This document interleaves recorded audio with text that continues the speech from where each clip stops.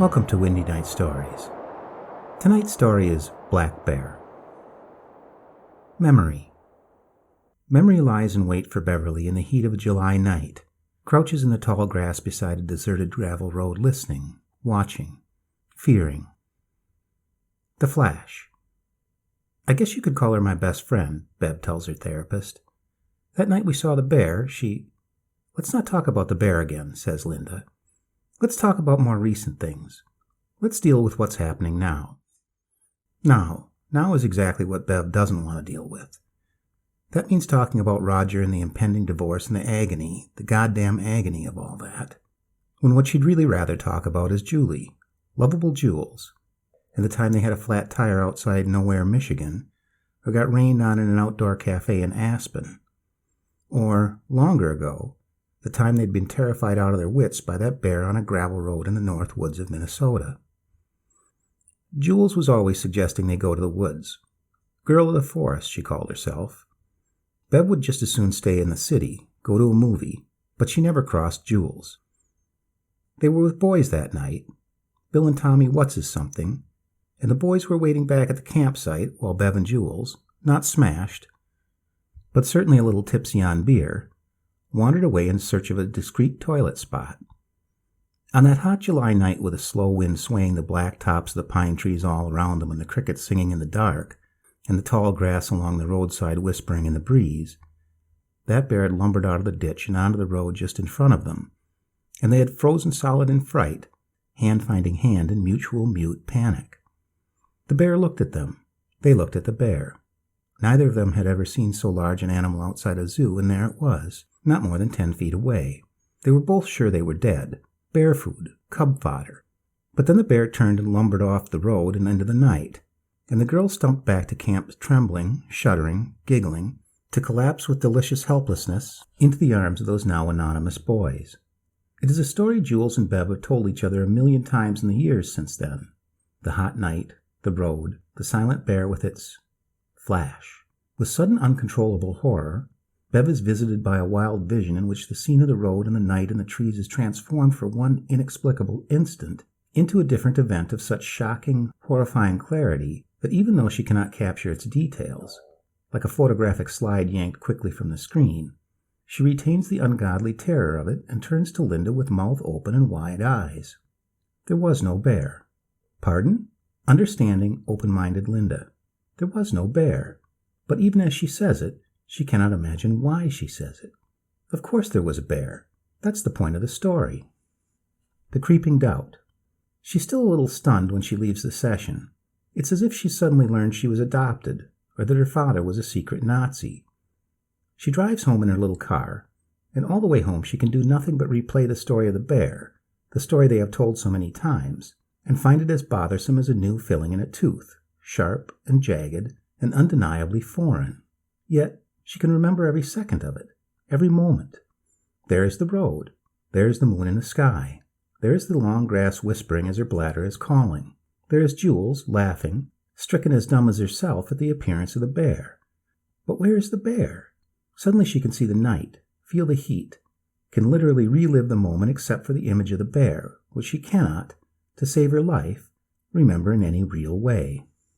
In her right ear, as if he were right there beside her instead of 1,000 miles away, she can hear Roger telling her, as he has 1,000 times in the last 6 months, that she manufactures things in her brain, lies unwittingly, imagines scenarios in a way convenient to herself, that she turns reality on its back and abuses it to make herself a victim.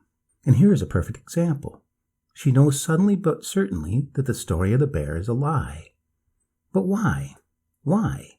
She wonders this all the way into her numbered parking space, through the security door, up the depressing stairs to her depressing apartment overlooking nothing. She sits there in the gathering darkness and feels alone in the world. God, if she ever needed a friend, it is now.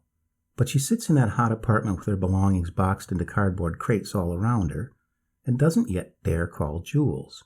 She sits in the one comfortable chair she stole when she left and closes her eyes. One more time. Of course there was a bear. Haven't they told this story 1,000,000 times? To boyfriends? To prospective husbands? To husbands? Have they not bored enough indulgent men with this story, along with all the others, enough times for it to be true? Like the Michigan story, like the Colorado story. Why not doubt those as well? Why doubt this one? After all, she can see every moment of it, hear every sound. The hot buzz of the woods at night, the stark white of the curving road and the blackness of the foliage, the smell, even, of Jules, who was emitting perfume and the scent of damp blonde hair. The bear lumbers onto the road. All three players freeze. The bear lumbers off, and Bev and Jules find their way back to the camp, where those anonymous boys ask, "Where have you two been all this time?" Now, why on earth would they have said that? The thick night. Why be afraid of the dark? Why lie in the blackness with open eyes glowing white, and try to remember it all again? Because for poor Bev the simple, startled bear is gone. Gone forever. If only it had left the road empty in its exit. Instead, though, something still stalks that abandoned road. Something dark, something hairy, something hideous and hidden from her by a suspicious fog that lies over the crown of the road like swamp gas.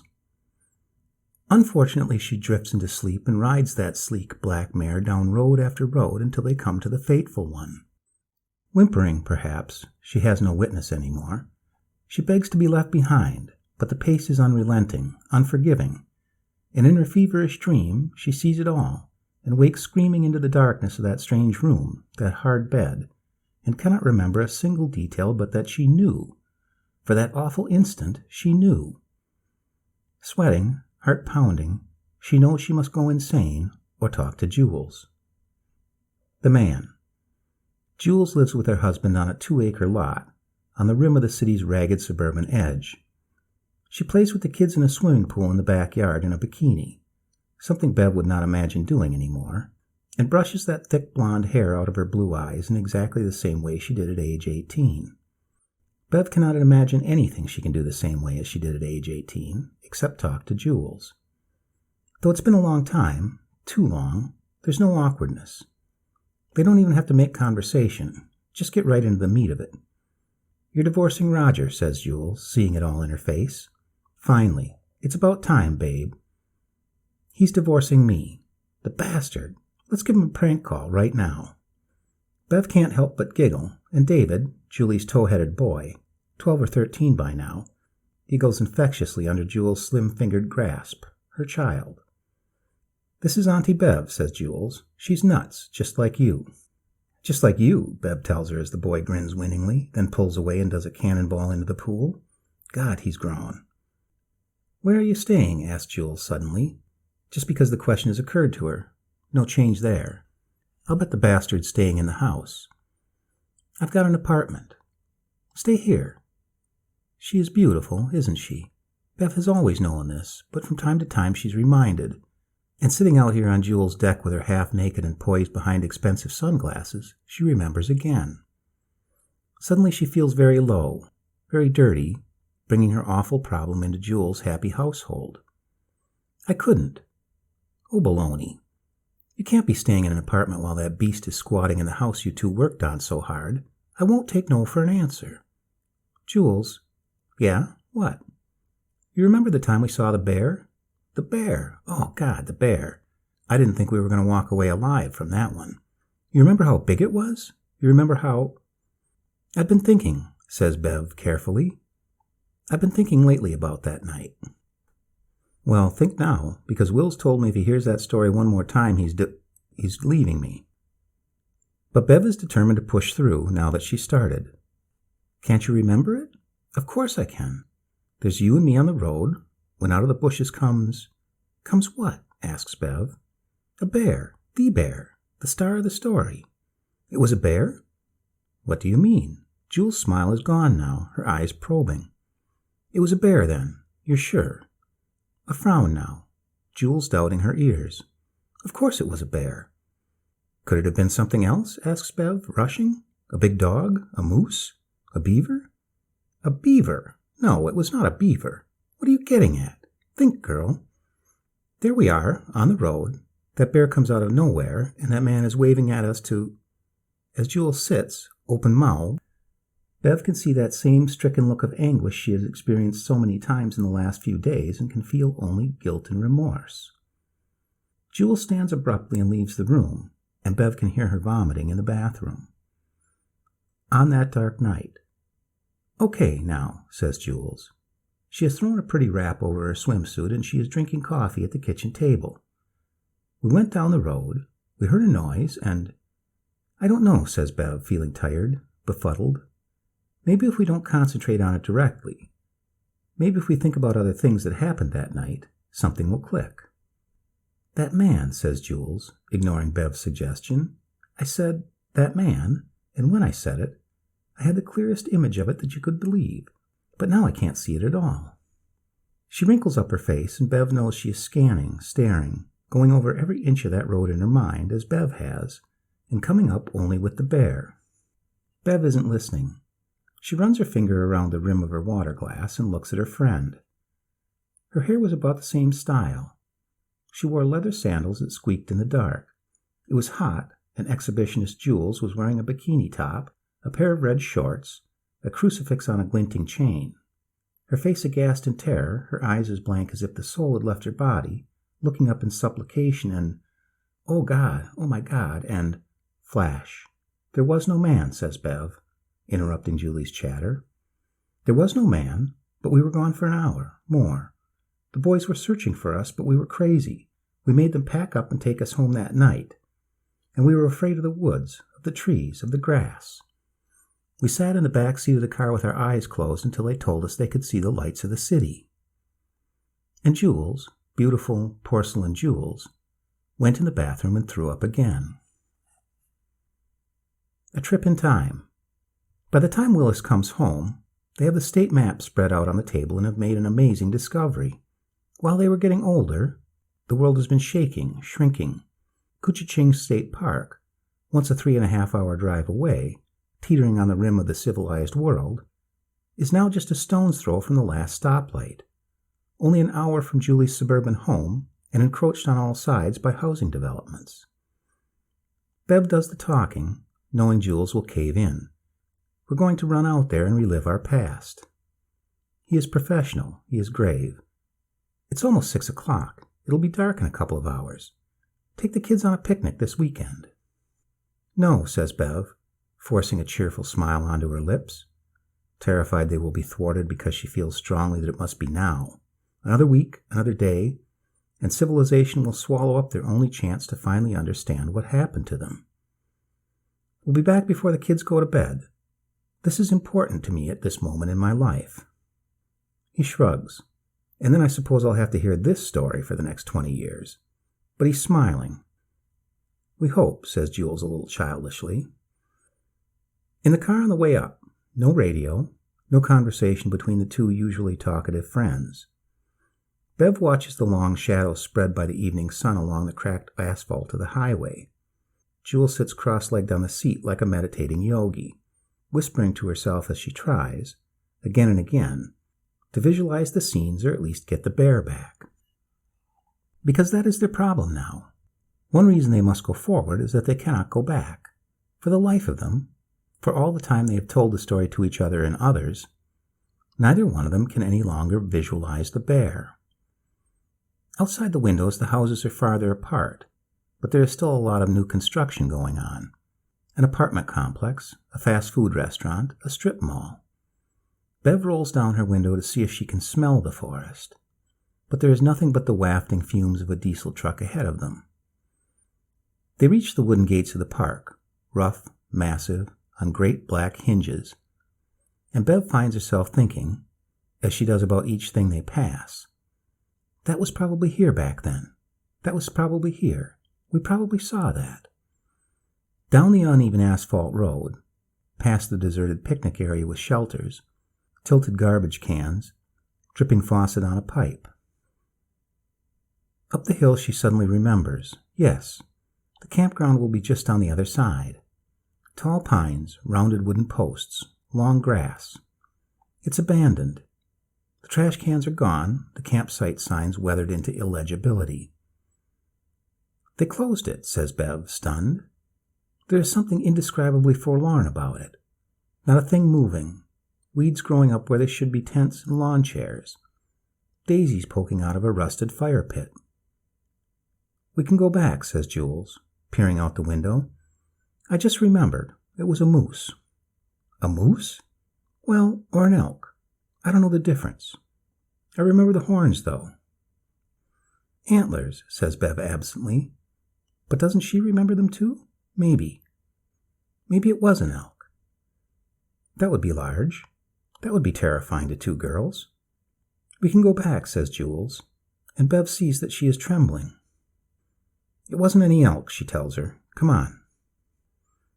Now the shadows are very long, and the crickets have stepped up their buzz. They leave the car and walk down the broken pavement to the campground, because suddenly Bev knows just where they are going. They went down this lane. They passed this old tree. They ducked down this narrow path under the hanging pine boughs and followed it 100 yards or more, coming out on this gravel road. Here, this very same place, and it feels very alone and frightening, even though the rooftops of houses can be seen down the hill as they couldn't in those days. "Jesus Christ," breathes Jules, "you've actually done it." On a dark road. After they've walked a few 100 yards, Jules stops. "This is stupid. What do you think we're going to find?" "I don't know," says Bev. On either side of the road the long grass flutters in the breeze. The tall pines rise in sharp, shaggy fingers to the sky, and vines loop their lower boughs. Now she can hear the highway down the hill, but that night it was so utterly silent, so utterly deserted. The forest had seemed somehow hostile, malevolent. Alive, not as a habitat filled with plants and animals, but in some inexplicable collective sense. Now, she can tell, the forest is dead. Flash. Bev draws her breath in quickly, because suddenly she can see it all. There they are, the two foolish girls wandering about as if they own the world, and out of the ditch it comes, looks at them, perhaps in surprise. That's it. It didn't know they were there. It crept out of the ditch and onto the road, on all fours at first, but rising to two long, hairy legs as it reached the crown of the road. A huge thing, 9, maybe 10 feet tall. Legs like a man, arms like a man, but long and bent like tree limbs. Great, craggy elk antlers protruding from the head, and it turned to face them, but there was no face. No human face, just a hollow of wood and fur and dried grass, and two burning eyes which lit on them and widened. Surprised. They had surprised it. Jules fell to her knees and prayed. Bev screamed, turned, and ran, but looked back to see the thing bending over her friend. Jules was lifted. Jules was held. The thing pulled her face to its own, and their heads moved in unison like lovers. "Get away!" screamed Bev, and the awful thing looked up from her friend's face like a wolf surprised over a kill. "Go on!" she screamed, and picked up a rock, flinging it. Carrying Julie, the thing long-legged it stiffly off the road, disappearing immediately into the tall grass. Bev followed, still screaming, crashing through the woods after a creature she could no longer see. 100 yards in, or 200, she had come upon Julie's crumpled body, lying in the pine needles beneath a giant tree. There was no sign of the thing. It had given up, or fled in fear. Bev took Jules into her arms, and like a little rag doll coming to life, she stirred, groggy as if waking from sleep. What happened?" "A bear," lied Bev quickly. "We saw a bear. You ran into the woods." Jules crying, Jules shivering. "I want to go home." They ran through the woods, terrified, and made it back to the camp, both of them scratched and bleeding. There they told the shuddering, scrambled, chaotic lie to the boys. Home.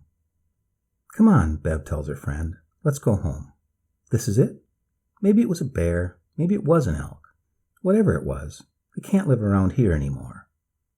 "Good enough," says Jules. "It's getting dark. Let's get out of here." It is getting dark. Down the darkening road, through the shadowed avenue between the ancient pines, onto the grassy hill of the abandoned campground, their car sits patiently, waiting for them. A mechanical mule thinking no thoughts, having no feelings. Jules is happy. Jules is relieved, thinking no thoughts. Her pretty smile is just beginning to accumulate the webbery of age lines. "We've got to get drunk tonight," she tells Bev. "Just drunk. Just us. To celebrate your divorce. We'll make Will stay sober." "Sure," says Bev. But speeding down the black highway, shooting down that same night road they took with the boys in their hysterical condition, she can remember an odd look on Jules' elfin face. A look of concern, of fear. She had put her hand to her throat, coughed, gagged, and brought something up. She held it in her hand and stared at it in confusion turning to terror. Bev had reached over and taken it from her. A small chunk of wood not more than an inch long and half an inch wide, looking soft and rotten. Before Jules could say a word, Bev took the strange little chip and threw it out the open car window. The city. As they drive, the city rises up at the end of the highway in front of them, a lit glass shrine, the world's biggest nightlight, and Jules shudders in the hot night air. "Thank goodness," she says. "It was creepy out there in the dark."